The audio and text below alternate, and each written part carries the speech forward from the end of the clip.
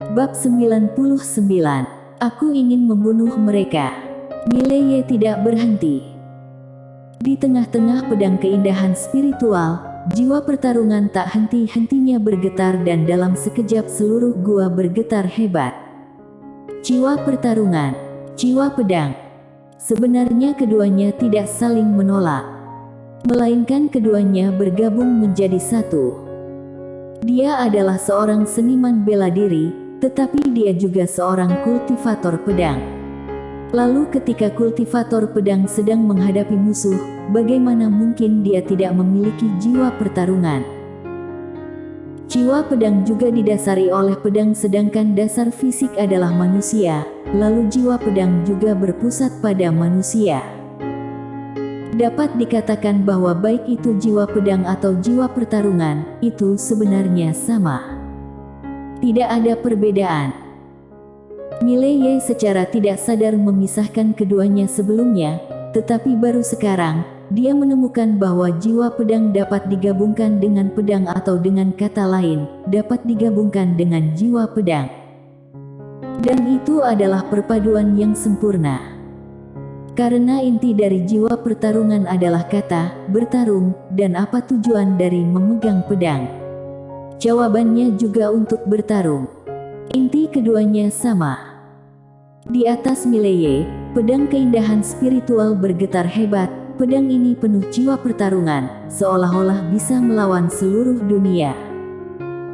Pada saat ini, alam konsepsi yang kuat muncul di dalam pedang keindahan spiritual. Jiwa pedang. Ketika jiwa pedang muncul, pedang keindahan spiritual tiba-tiba berputar dan dalam sekejap, suara pedang bergema di seluruh gua. Meskipun jiwa pertarungan dan niat pedang tidak menyatu, namun tidak bisa dipisahkan satu sama lain, karena keduanya memiliki pedang keindahan spiritual dan dua alam konsepsi tidak menolak satu sama lain. Pada saat ini, Mileye tiba-tiba terbang ke udara. Dia meraih pedang keindahan spiritual, lalu dalam sekejap jiwa pertarungan dan jiwa pedang menyelimuti seluruh tubuhnya. Ketika dua alam konsepsi menyelimutinya, itu memberinya perasaan harmonis. Mata Mileye perlahan tertutup. Bertarung. Seperti yang dikatakan pria paruh baya di hadapannya, apa itu jiwa pertarungan? Tentu saja untuk bertarung. Kata bertarung itu ibarat potensi dari jurus satu pedang menentukan hidup dan mati. Tidak peduli siapa kamu, tidak peduli seberapa kuatnya kamu, jika kamu ingin membunuhku, aku pasti akan bertarung denganmu. Salah. Aku harus memenggalmu. Apa yang tidak dia miliki sebelumnya adalah kepercayaan ini. Kepercayaan pada Tao Pedang. Hanya satu penjelasan saja berhasil membuat hati menjadi jernih. Saat Mileye membuka matanya, pedang di tangannya bergetar hebat dan saat berikutnya, pedang melesat ke langit dengan menembusi bagian atas gua. Di dalam gua, aura kuat menyapu tubuh Mileye. Pada saat yang sama, di atas gua terjadi perubahan dan di atas awan mengambang itu tiba-tiba mengembun ke arah lokasi gua. Tidak hanya itu, tetapi di atas gua, pelangi di langit juga muncul. Langit dan bumi berubah. Di dalam gua, pria paruhbaya itu melirik Mileye dengan ekspresi rumit. Pada saat yang sama, dia telah mencapai Master Budo dan Master Pedang, serta juga menimbulkan perubahan langit dan bumi. Sebenarnya siapa yang bisa mengajari orang sehebat dia? Master Budo, Master Pedang. Mileye bisa dikatakan telah mencapai pada saat yang sama. Namun, ini belum berakhir. Dalam tubuh Mileye, energi yang kuat meledak tiba-tiba. Kekuatan ini persis seperti energi yang dia telan dari pedang hitam sebelumnya. Sebelumnya, dia tidak berani menerobos dan menekan kekuatan ini secara paksa, tetapi sekarang dia tidak perlu lagi menekannya lagi, atau lebih tepatnya dia sudah tidak bisa menekannya lagi. Pedang tingkat eksplisit. Seberapa menakutkan kekuatan di dalamnya. Dalam sekejap, seluruh tubuh Mileye bergetar hebat. Tidak jauh dari sana, pria paruh baya itu sedikit mengernyit. Jangan-jangan dia masih ingin membuat terobosan. Bisakah kamu jangan membuatku begitu terkejut? Meskipun dia juga seseorang yang berbakat, tetapi dibandingkan dengan Mileye di depannya, dia tiba-tiba menemukan bahwa ketika dia masih muda itu tidak ada apa-apanya.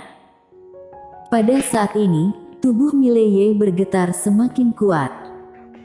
Pria paruh baya itu sedikit mengernyit dan tiba-tiba, tangan kanannya menekan Mileye dengan ringan di udara. Lalu dalam sekejap, kekuatan yang berasal dari tubuh Mileye tiba-tiba mengalir kembali ke tubuhnya, lalu ditekan. Tubuh Mileye berangsur-angsur kembali tenang, kemudian mulai melahap energi itu dengan panik. Entah berapa lama waktu berlalu, Mileye tiba-tiba membuka matanya. Aura mengerikan tiba-tiba tersapu dari tubuhnya. Tidak mencapai alam mahir gaib. Pria paruh baya itu melirik Mileye, kamu jelas bisa menerobosinya, tapi mengapa kamu menekannya dengan paksa? Mileye menggelengkan kepalanya, terlalu terburu-buru. Ada sedikit kejutan di mata pria paruh baya itu. Dia melirik Mileye dan berkata sambil tersenyum, mengapa kamu bisa berkata seperti itu? Mileye berkata dengan serius, aku baru saja memasuki alam kehampaan dan sekarang jika aku dengan paksa melakukan penerobosan lagi, aku selalu merasa sedikit berlebihan dan tidak nyata. Pria paruh baya itu menghela nafas pelan. Jarang ada anak muda yang tidak tergesa-gesa. Apa yang kamu katakan itu benar. Jika kamu terburu-buru melakukan penerobosan pada saat ini, tingkatan alam kamu akan sangat berair, karena kamu belum sepenuhnya memahami alam kehampaan. Jika itu adalah orang biasa, tidak apa-apa, tetapi kamu berbeda, di mana fondasi kamu sangat bagus. Jadi sebaiknya ingat dengan baik-baik fondasi yang dimiliki dalam setiap tingkatan alam, itu pasti akan sangat bermanfaat untukmu di masa depan. Mileye memberi sedikit hormat kepada pria paruh baya itu, terima kasih atas bimbingan senior.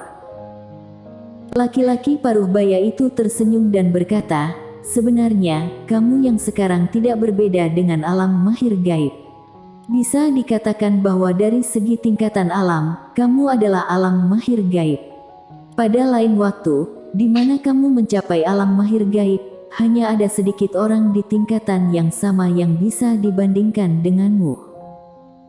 Berbicara tentang ini, dia berhenti sejenak, lalu menambahkan, dari segi seni bela diri, kamu sudah tahu cara mengumpulkan jiwa pertarungan dan tahu cara memaksimalkannya. Aku tidak punya hal lain yang bisa diajari padamu, karena kamu tidak memiliki pusat energi, jadi beberapa teknik seni bela diri lainnya, kamu juga tidak akan bisa mempelajarinya. Mileye ragu-ragu sejenak, lalu berkata, tolong senior untuk menunjukkan beberapa kepada junior, tidak peduli aspek apa. Pria paruh baya itu melirik pemuda itu, dia merenung sejenak, lalu berkata, entah itu seorang kultivator pedang atau seorang seniman bela diri, kamu harus ingat untuk tidak kehilangan niat awal kamu. Apa itu niat awal? Aku pribadi memahaminya sebagai pemikiran yang paling benar dalam hati seseorang. Orang-orang akan memiliki ambisi seiring meningkatnya kekuatan mereka. Beberapa dari ide dan ambisi ini baik, tetapi ada juga yang buruk. Sama seperti orang-orang sekuler, jika seorang pria miskin tiba-tiba menjadi kaya, dia sangat mungkin meninggalkan istri dan anak-anaknya, karena dia dapat memilih lebih banyak wanita cantik. Berbicara tentang ini, dia melirik Mileye, dalam hati seseorang, sebaiknya ada sebuah penggaris, yaitu untuk mengukur orang lain dan juga diri sendiri. Mileye memberi hormat yang dalam kepada pria paruh baya itu, junior sudah mengingatnya. Pria paruh baya itu tersenyum dan berkata, kalimat terakhir. Kamu memiliki bakat dan pemahaman yang sangat baik, di mana kamu memiliki banyak keuntungan dalam berkultivasi, Tetapi keuntungan ini juga dapat berubah menjadi kerugian ketika suatu hari nanti muncul pikiran sesat dan kultivator pedang sangat mementingkan satu penjelasan akan membuat hati menjadi lebih jernih. Tapi jika kamu tidak dapat memahaminya, jangan terburu-buru. Terkadang ada banyak hal yang tidak bisa diburu-burui. Yang terbaik adalah melangkah selangkah demi selangkah. Mileye membungkuk dalam-dalam lagi. Junior sudah mengingatnya. Pria paruh baya itu ragu-ragu, lalu dia tangan kanannya digerakkan. Tidak jauh dari kanannya, sebuah kotak emas tiba-tiba terbang di depan Mileye. Mileye memandang pria paruh baya itu dengan bingung dan pria paruh baya itu tersenyum. Buka dan lihatlah. Mileye membuka kotak itu dan di dalam kotak itu ada token berbentuk naga dan di baliknya ada dua karakter emas, Sarjana Nasional.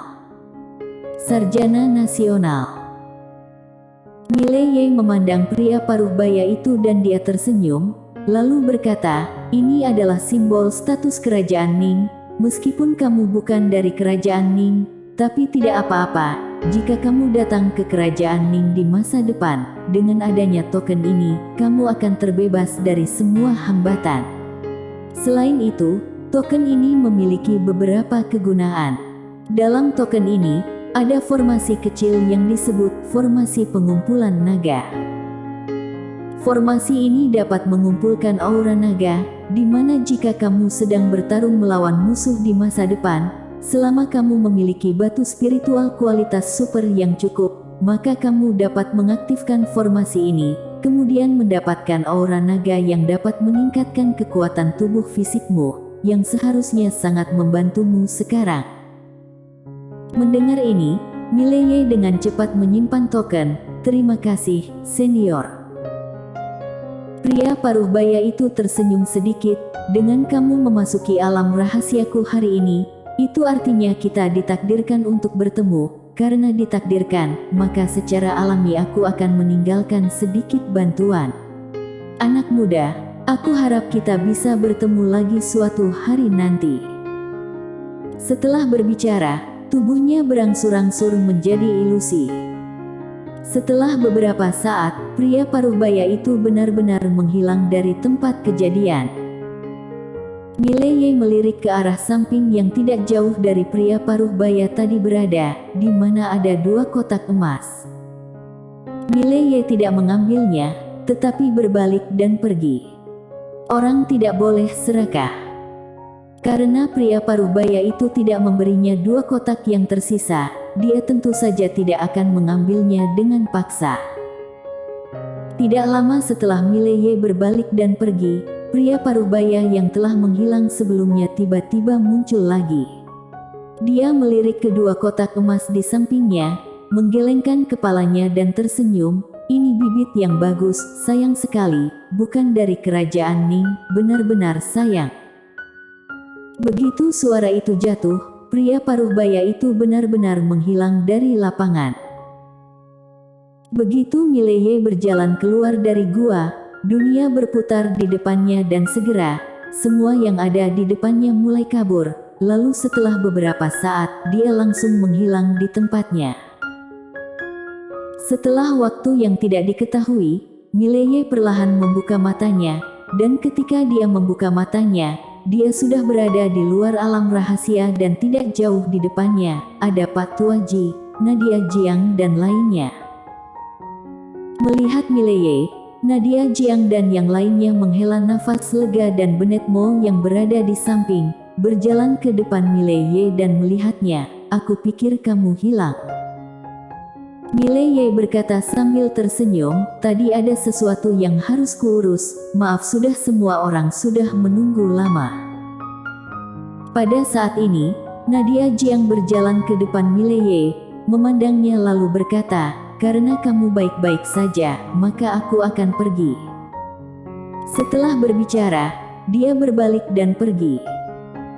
Tapi segera, setelah berjalan beberapa langkah, dia tiba-tiba berbalik untuk melihat Mileye dan berkata dengan marah, apakah kamu tidak bisa mengantar aku? Mileye. Di samping, Benet Mo dan yang lainnya tertawa.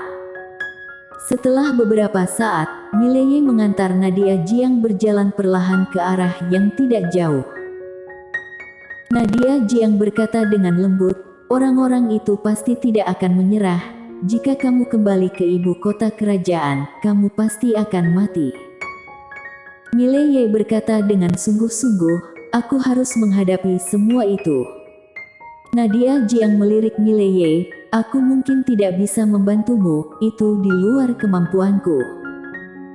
Mileye menoleh untuk melihat Nadia Jiang dan menyeringai, "Nadia, kamu telah banyak membantuku. Jangan terlibat lagi, itu tidak baik untukmu dan bahkan lebih buruk terhadap keluarga kerajaan Jiang." Nadia Jiang hanya melihat Mileye seperti itu dan ketika Mileye hendak berbicara, dia tiba-tiba berjalan ke depan Mileye, kemudian menggantikan Mileye merapikan pakaian yang berantakan di bagian dadanya. "Ingat, kamu harus tetap hidup." Setelah berbicara, dia berbalik dan pergi. Dia berjalan sangat cepat, terburu-buru dan menghilang dari pandangan Mileye setelah beberapa saat. Setelah Mileye terdiam beberapa saat, tiba-tiba dia menoleh ke arah Pak Tuaji yang tidak jauh dari situ. "Aku mau ke Akademi Changmu." Pak Tuaji melirik Mileye dan tidak mengatakan apa-apa. Mileye berkata dengan pelan, "Aku ingin membunuh mereka." Bersambung.